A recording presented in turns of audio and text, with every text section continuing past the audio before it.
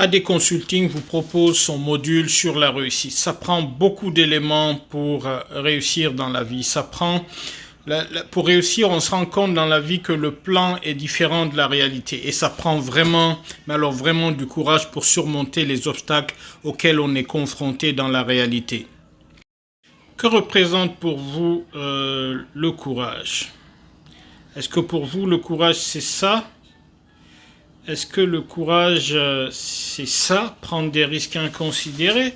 Ou alors est-ce que le courage, c'est tout autre chose, quelque chose de plus ludique, de plus osé, de plus téméraire, de plus stable?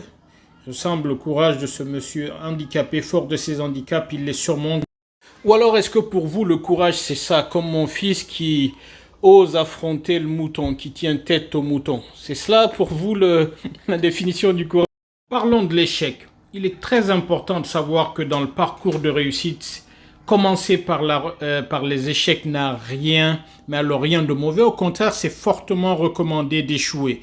C'est très important d'échouer. On voit de l'exemple, l'histoire regorge de personnes qui ont réussi, mais qui ont passé beaucoup de temps à échouer. Ils échouent parce que c'était pas la bonne chose pour eux. Et le meilleur exemple de cela, là, c'est Jack Ma qui a échoué 3 fois à l'université, qui a échoué dans ses concours pour accéder à la police, etc. Franchement, il a postulé plusieurs fois à l'université d'Harvard là pour venir étudier, mais ça n'a pas fonctionné. Vraiment, il a persévéré, il a créé Alibaba et l'effort a été au bout du tunnel. Quand on fait des efforts, l'effort est vraiment, mais alors vraiment au bout du tunnel, comme mon fils là qui arrive au bout du tunnel.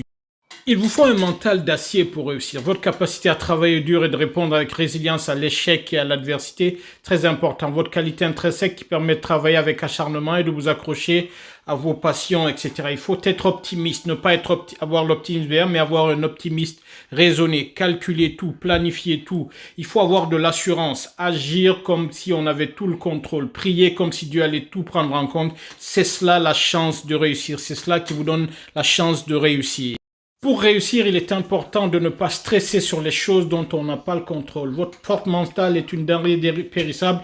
Il faut la contrôler, il faut l'économiser. Cela est très important. Il faut apprendre de ses fautes et de celles de ses autres. Regardez les exemples des autres, tirer les leçons. Cela est, ma foi, très, très important dans le processus de réussite là. C'est plus facile à dire qu'à faire là, mais c'est très important de le faire et de chercher, de travailler sur les exemples d'autrui. C'est important de ne pas être jaloux des autres, mais aussi c'est important de ne pas pleurnicher sur son sort. Se lamenter, ça nuit à votre morale, ça nuit à votre motivation, ça nuit à votre bien-être. Enfin, pour réussir, il est important de toujours voir le verre à moitié plein.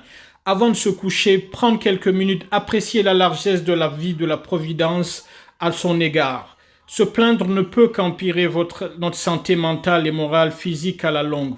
Vos pensées, vos propos ont une force contraignante et sur votre personne là. Donc si quelque chose va mal, concentrez ses efforts sur ce qui va bien et à rendre les choses bien au lieu de se lamenter. Voilà. Mesdames et messieurs, nous arrivons enfin à la fin de cette présentation rapide sur quelques notions de la réussite. Nous espérons qu'elle vous aura inspiré. En tous les cas, on l'aura vu. C'est le schéma classique, la réussite, le plan différent de la réalité, la vie est jonchée d'obstacles, mais ils ne sont pas insurmontables lorsqu'on est un optimiste réaliste, lorsqu'on planifie son action, lorsqu'on a un mental fort d'acier, qu'on voit la vie de manière positive, là on y arrive, il n'y a pas photo avec le temps imparti.